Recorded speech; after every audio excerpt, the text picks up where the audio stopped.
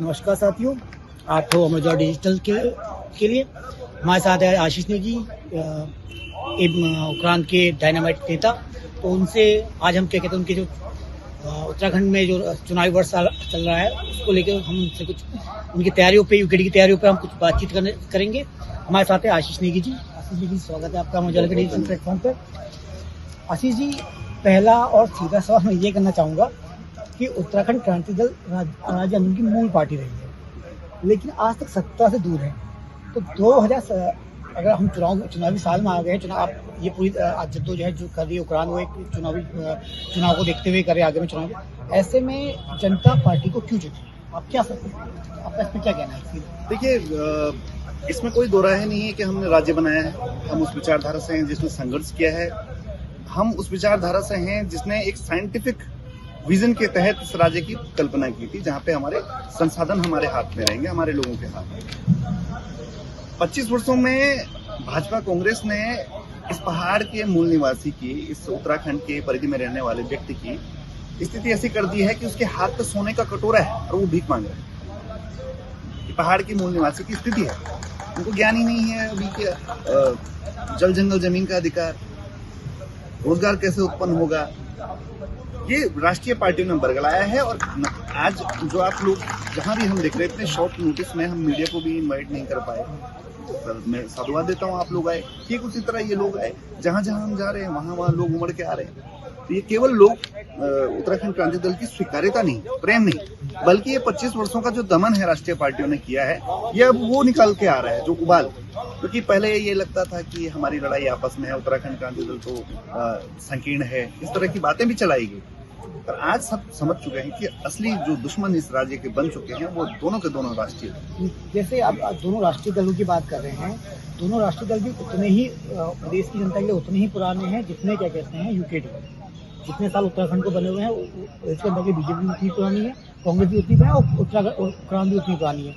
तो ऐसे में कि क्या आपको ऐसा लग रहा है कि उत्तराखंड वो पकड़ नहीं बना पाए लोगों के बीच में जो उसे एक्चुअली बनानी चाहिए थी? और क्या जैसे बीजेपी ने अपना कैडर बोर्ड बनाया, उत्तराखंड ने अपना कैडर बोर्ड बनाया, क्या लोग जो क्षेत्र की जनता है वो क्या कहते हैं, सिर्फ उत्तराखंड को यह समझ के बैठी कि हाँ ये राज्य बनाने वाली पार्टी है, बस इसका उपयोगिता इतनी है। एक्सेप्टेंस की जो बात आती है, जहाँ पार्टी के तौर पर नहीं देखता है, बेसिकली मैं ये कहना चाह रहा हूँ। देखिए, ऐसा है कि मैं ये बताता हूँ, पहले तो बीजेपी से 1 साल बड़ी पार्टी है उत्तराखंड क्रांति। दूसरा, हम आंदोलनकारी दल थे, उत्तराखंड बनाना हमारा सपना था और हमने बनाया, बखूबी बनाया। हम चुनाव के लिए तैयार नहीं थे, क्योंकि हमारी बात जो चल रही थी, हमने एक बार पूर्व में चुनाव बहिष्कार तक किया था अपनी जो राज्य के प्रति भावनाओं को देख के कि राज्य नहीं तो वोट नहीं, राज्य नहीं तो चुनाव नहीं। भाजपा कांग्रेस ने अपने छल से उस समय चुनाव लड़ा और संगठन मजबूत किया, क्योंकि वो राजनीतिक थे, प्योर राजनीतिक पार्टी। हमें क्रांतिकारी दल थे। पहला चुनाव आया तो हमारी 4 सीटें आई और फिर हमारा स्तर गिरता रहा। फिर से संसाधन इनके, मीडिया इनके पास, टीवी इनके पास, चैनल इनके पास। अब जो डिजिटल प्लेटफॉर्म आया है, अब जाके तो हमारी जो आवाज है वो पहुंच पा रही है। क्योंकि अगर डिजिटल प्लेटफॉर्म नहीं आया होता तो आज भी कोई इतनी लोकप्रियता और स्वीकारता नहीं मिलती। अब जो संदेश है जल जंगल जमीन का, बांध बुरा स्थापन का, जय पहाड़ी के संकल्प का, वो गांव-गांव, घर-घर पहुंच चुका है।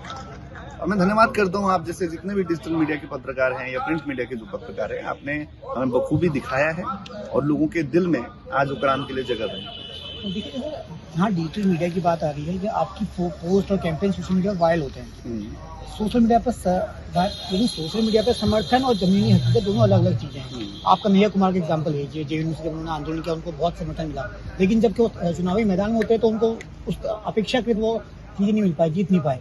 उसको आप किस तरह से देखते हैं? क्या यहाँ उत्तराखंड यूकेडी के परिप्रेक्ष्य में आप उसको कैसे देखते हैं? देखिए, एक तो आप एक अलग किस्म के नेता का उदाहरण दे रहे हैं। दूसरा, मैं ये बोलता हूँ, मोदी जी का उदाहरण देता हूँ। मोदी जी ना तो आपके घर आए ना मेरे घर आए, और मोदी जी को हमने डिजिटल प्लेटफॉर्म पे देखा। मोदी जी को मन की बात से सुना, रेडियो पे सुना, सोशल मीडिया में देखा। ये जो जितने लोग हैं ये सोशल मीडिया में लाइक, शेयर, कमेंट करते हैं और जमीन पे उतर के भी आ रखे हैं। इससे बड़ा उदाहरण क्या होगा कि लोग जमीन पे भी उतरते हैं और स्वीकारता जमीन पे भी। ये तो सबसे बड़ा उदाहरण है। केवल सोशल मीडिया तक सीमित नहीं है हम। ये इस बात का प्रमाण है, इस यात्रा पे हम इतने शॉर्ट नोटिस में केवल एक सोशल मीडिया पे पोस्ट करके निकले हुए हैं कि हम आ रहे हैं, और वहां से ये लोग आ जाते हैं। अन्यथा अगर कोई बैनर वैसा नहीं, कोई गाड़ी ऐसा नहीं चल रही है कि यहाँ पे हम आ रहे हैं, ना ही हमारे पास संसाधन है। राष्ट्रीय दल अगर इतनी भीड़ इकट्ठी करेंगे तो उनका तो लाखों में बजट चला जाएगा हर चीज का, पर हमारे लिए जनता स्वतः ही सब चीजें लगाती है, सब चीजें करती है। मंच भी हमारे लिए लगाती है, स्टेज भी लगाती है। जैसे मैं यहाँ आने से पहले कुछ लोगों से बातचीत कर रहा था, तो ये कहा कि बीजेपी का अपना एक कैडर वोट है, ठीक है, जो उसके बाद जो वोट है वो कांग्रेस और बसपा, ये सच्चाई है कि उपरांत का भी बसपा से कम वोट शेयर है, वो गिरता गया है।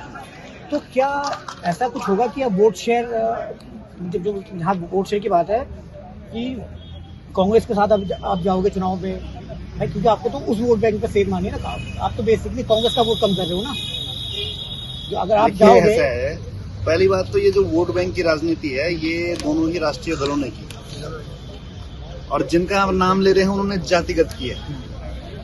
उत्तराखंड क्रांति दल एकमात्र ऐसा दल है जो धर्मनिरपेक्षता की बात करता है, जो कहता है कि उत्तराखंड के 4 सिपाही हिंदू, मुस्लिम, सिख, ईसाई। ऐसी उदार विचार आपको कहीं मिलेगी।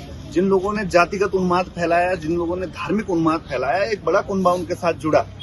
पर आज जब पहले धर्म के नाम पे बांटा था, फिर यूजीसी लाया गया, फिर उसके बाद जातिगत जो है लड़ाने की सोची गई, तो ये सब समझ गए हैं कि वोट का खेल है। और हमने तो पहाड़ी की बात की है, स्पष्ट पहाड़ी की बात की है, पर हमारा जो पहाड़ी शब्द है वो संकीर्ण नहीं है, क्योंकि पहाड़ी कोई जाति धर्म रंग नहीं है। पहाड़ एक भौगोलिक स्थिति है, परिस्थिति है, और वहाँ पे जो विशेषण है वो पहाड़ी कहलाता है, वहाँ पे रहने वाला। अब नारसन से लेके मलारी, जसपुर से लेके पिथौरागढ़, हम पहाड़ी राज्य है। उच्च हिमालय, मध्य हिमालय, निम्न हिमालय, तो सभी पहाड़ियों को साथ लेकर जल जंगल जमीन के अधिकार के प्रति, क्योंकि नारसन से मलारी सब जगह दिक्कत है। मूल निवास प्रमाण पत्र पत्रकार महोदय न तो आप पे है न मेरे पास है, पर हमारे साथ जो राज्य बना छत्तीसगढ़ और झारखंड, इनमें मूल निवास की व्यवस्थाएं हैं, वहां का व्यक्ति पलायन नहीं कर रहा है। एक अकेली धर्मशाला बन के ये प्रदेश रह गया है। यहाँ पर ठेकेदार यूपी बिहार का, डाकिया जो है हरियाणा का, अफसरशाही बाहर से, और मंगलौर के चुनाव में तो भाजपा का प्रत्याशी भी हरियाणा से है। जहाँ मूल निवास की बात है ना, भू कानून, मूल निवास और क्या कहते हैं स्थायी राजधानी वाला मुद्दा, भावनात्मक मुद्दा होता है, ठीक है। तो अगर पार्टी आपके लिए इसके क्या रोड मैप है, मान लो कभी पार्टी स्तर पर आती है या आप मजबूत ठीक ठाक विधायक आपके आते हैं, उसके लिए आपकी क्या देखिए, मैं सबसे पहले तो ये बताता हूँ कि गैरसैंण केवल एक भावनात्मक मुद्दा नहीं है। एक साइंटिफिक विजन के साथ बोला गया था कि केंद्र बिंदु में यदि राजधानी होगी तो विकास जो है चारों तरफ फैलेगा। हिमाचल की राजधानी का उदाहरण लेते हैं, शिमला। शिमला भी पहाड़ पे है, पर शिमला यदि कैपिटल नहीं रहता तो उतना डेवलप नहीं होता, क्योंकि अंग्रेजों ने और भी शहर बसाए हैं, चाहे नैनीताल हो, चाहे लैंसडाउन हो, वो राजधानी की वजह से और विकसित हुआ है। दूसरा, हम लोग एक साइंटिस्ट की पार्टी से हैं। डीडी पंजी का तो योगदान साइंस के, विज्ञान के क्षेत्र में फोटोन के व्यवहार पर, रमन पंत इफेक्ट, वहां तक है। चुनाव की बात करें तो चुनाव तो एक मैनेजमेंट है। चुनाव एक बूथ मैनेजमेंट की प्रक्रिया है कि बूथ पे आपका व्यक्ति है, यदि आपने बूथ बना दिए तो आप चुनाव लड़ सकते हैं, नहीं तो आप रैलियां निकालते रहेंगे, आंदोलन करते रहेंगे, कुछ नहीं होगा। जहां कमी थी हमने वही काम किया है। हमने इस समय डिजिटल ही प्लेटफॉर्म से लगभग 3500 बूथों पर सदस्यता की है। 11,500 कुछ समथिंग बूथ हैं पूरे उत्तराखंड में, और वहां पे हम बूथ अध्यक्ष, बूथ प्रभारी नियुक्त कर रहे हैं। और ये जो जितने युवा हैं, जितने लोग हैं, सब अपने बूथों की जिम्मेदारी लेंगे। 11,000 लोग चाहिए इस प्रदेश में परिवर्तन लाने के लिए, जो अपने बूथ पर ईमानदारी से काम करें। कोई बड़ी बात नहीं है सत्ता में। आपको कब लगता है कि हम संगठन पे अभी कमजोरी है? सबसे बड़ी चुनौती आप संगठन को मानते हैं? संगठन कहीं ना कहीं का कमजोर है कंपैरेटिवली बीजेपी और कांग्रेस। कमजोर था, युवा नहीं था ना, युवा नहीं था। Second line of leadership develop नहीं हुई, वो कमी थी। अब आप देखेंगे, या तो हमारे खड़ग सिंह बगडवाल जी हैं जैसे संस्थापक सदस्य हैं, कितनी उम्र है, मेरे दादाजी की उम्र के होंगे, और या तो हम लोग हैं, तो एक बीच का जो गैप है पर बड़ी बात यह है कि वो लोग भी आ रहे हैं, जो बीच का गैप फिलअप करने के लिए जो सेकंड लाइन ऑफ लीडरशिप वो भी आ रही है। संगठन बूथ स्तर पे नहीं था और अब हमने वो तैयार कर दिया है, क्योंकि आज इतना आसान हो गया है डिजिटल मीडिया से सब चीजें करना कि वेबसाइट से हम डेटा निकाल सकते हैं कि कौन सी विधानसभा हम जीत रहे हैं, किस विधानसभा पे कैसा माहौल आंकड़ों में चल रहा है। तो वो हम बैठते हैं, एनालिसिस करते हैं, फिर उसके बाद हम प्रोग्राम लगाते हैं। कुमाऊं भ्रमण में ये जो कार्यक्रम है इसमें हम देखने ही आ रहे थे कि बिना किसी को बताए, शोर शराबा किए बिना अगर हम शांति से भी निकलते हैं तो कितने लोग देख पाते हैं, ये इस चीज का आकलन था। क्योंकि यही लोग जिस दिन योजना बनाएंगे ना, ये पूरा ग्राउंड भर देंगे। जितने लोग अपने परिवार को, अपने दोस्त सगे संबंधियों को लेके आएंगे वो भर देंगे। अच्छा, जैसे अभी तक जो निकल के आ रहा है उसमें दिख रहा है कि गढ़वाल में हो सकता है पार्टी कुछ अच्छा परफॉर्म करे, लेकिन कुमाऊं में उस तरह का भी कुछ धरातल पर ऐसा कुछ दिख नहीं रहा है। इसके लिए क्या तैयारी है? देखिए, गढ़वाल से बड़ा गढ़ जो है वो कुमाऊं रहा है उत्तरांत के लिए, और पहली सीट भी कुमाऊं से ही निकली थी हमारी, जसवंत सिंह बिस्ट्री की, और नारायण सिंह जयंतवाल जी यहाँ से रहे, और काशी श्रृंगेरी जी रहे, पुष्पेश त्रिपाठी जी रहे, और गढ़वाल से मैं बात करूं तो दिवाकर भट्ट जी और ओम गोपाल रावत जी और प्रीतम पवार, इतने लोग रहे। पर अगर एक बड़ा वोट बैंक देखेंगे तो वो हमारा यहाँ रहा। हमारा जो मजबूत करने वाले जो लोग हैं वो ज्यादा कुमाऊं में रहे हैं, और